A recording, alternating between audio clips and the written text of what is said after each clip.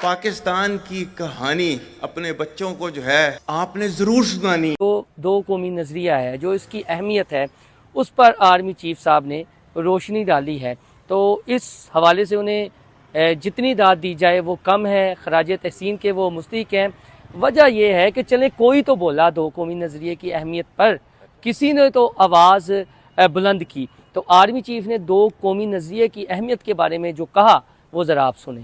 جو اقبال نے بھی کہا تھا نا، اپنی ملت پر قیاس اقوام مغرب سے نہ کر، خاص ہے ترکیب میں قوم رسول ہاشمی. تک انسانیت کی تاریخ میں صرف دو ریاستیں ہیں جو کلمے کی بنیاد پر بنی ہیں. پہلی جو تھی اس کا نام ہے ریاست طیبہ، کیونکہ طیبہ جو ہے وہ نبی کریم صلی اللہ علیہ وسلم نے اس کو نام دیا تھا. اور جبکہ قرآن میں اس کا نام ہے یثرب، یا اہل یثرب لا مقام لکم فرجعوا، یہ قرآن میں نام ہے اس کا، جو آج جس کو مدینہ المنورہ کہا جاتا ہے. اور دوسری ریاست جو ہے وہ اس کے 1300 سال کے بعد اللہ تعالیٰ نے یہ آپ کی بنائی ہے، کلمے کی بنیاد کے اوپر.